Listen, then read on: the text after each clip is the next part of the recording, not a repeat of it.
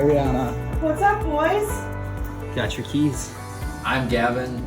And I'm Charlie. And our problem that we solved here was Rihanna, our athletic trainer, didn't have enough storage, so we got her a new cabinet in a different storage room to help fix her storage issue. So as both of us being athletes, we noticed that Rihanna had a lot of struggles while she was working, especially with the football team. She had a lot of people in there and not a lot of room for people. There's cabinets everywhere, there's boxes, and we noticed that it almost limited her availability and her ability to perform on people. So a lot of times during football season, we have 55 guys going in there to get taped, to get ice. All the time her room gets super full, so we decided that the best way we could help her with that is getting everything that she doesn't need in there out, and we did that. We found the best way to do that was by getting her a different storage unit. So our storage unit fits just perfectly inside the other room and next to a few other things, but we picked it based off of that size. She said she almost started crying because she's super excited and happy that someone was actually acknowledging the needs that she had.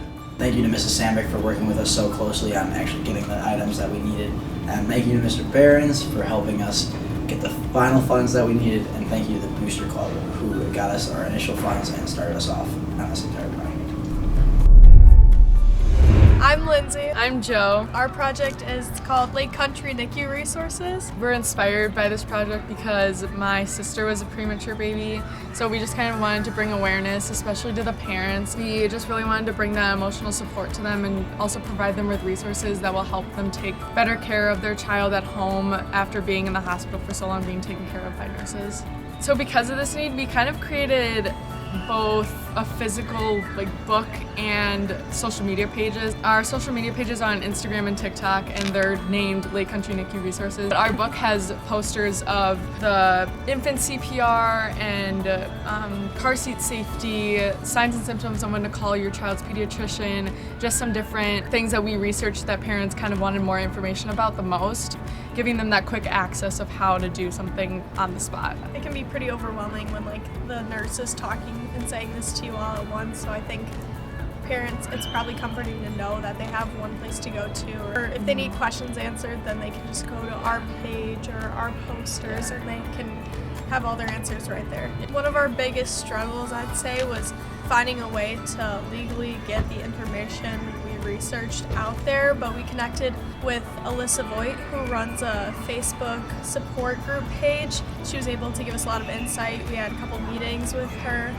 We were also able to make a couple social media pages to get it out there in different posters in our booklet.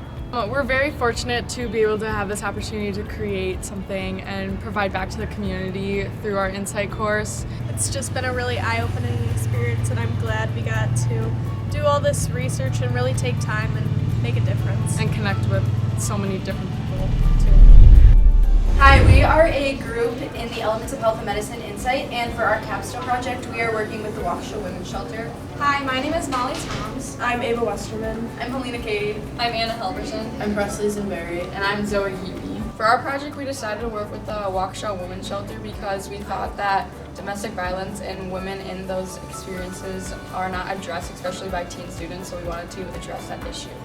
And then we decided to choose the Waukesha Women's Shelter because it's kept close to the community, so if people in our community need support, they can reach out to a local business. So there are two parts to our goal and our project, and one of them is kind of promoting awareness, and then the other one is donation. So for awareness, we first surveyed some classes to just kind of get an idea of what students might know or misconceptions they might have about the topic of domestic violence. Using that data, we're targeting kind of an awareness campaign, and we are planning right now to add resources to the school resource page as well as an informational thing to just educate people more on the topic. And then for our donation drive, we decided to put donation drop boxes in each office of the school in the district, so all members of the community could donate to the Waukesha Women's Shelter. So we were collecting things like toiletries, shampoo, conditioner, toilet paper, Clorox wipes, things like that, so that we can directly give it to the Waukesha Women's Shelter, and the women there can use it. Throughout the process of our donation drive and our awareness campaign, there was a lot of different people in the community and the district that we were able to work with along the way.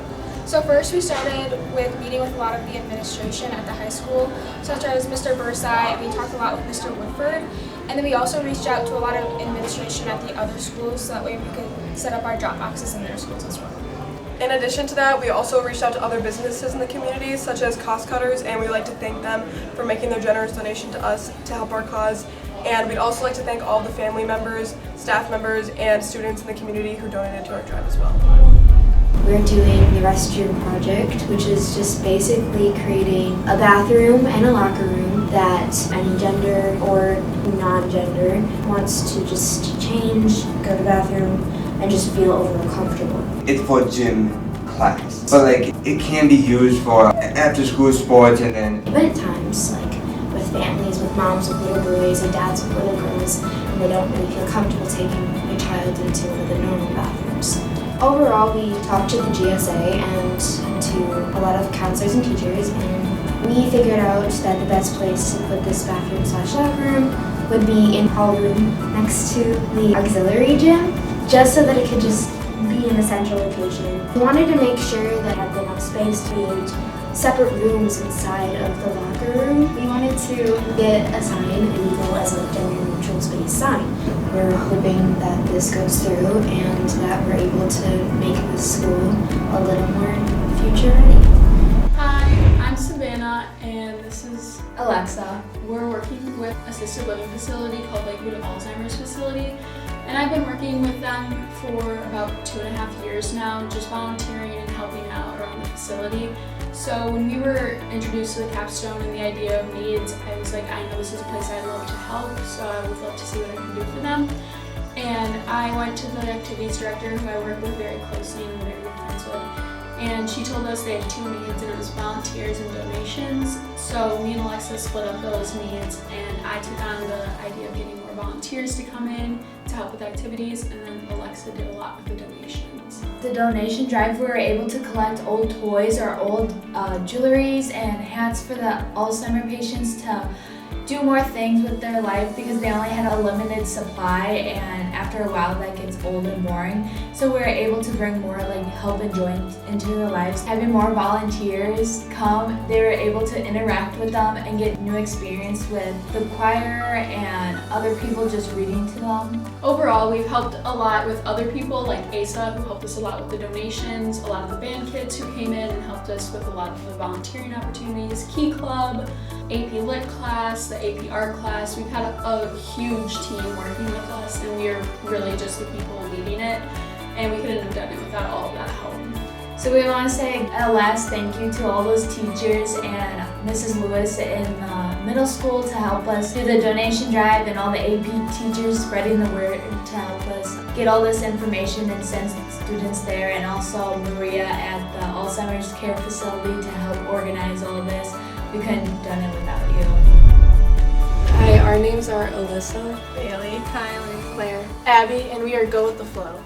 As menstruators at Pewaukee High School, we realized that there is a lack of accessibility to menstrual products in the school bathroom. When we get our periods, we either had to go to our lockers or to the nurse's office in order to get products, which wasted class time and created an uncomfortable environment for us. We worked with a company called Aunt Flo, and we were able to purchase 5 menstrual product dispensers for the bathrooms here at Pewaukee High School, along with a display box for the gender-neutral bathroom.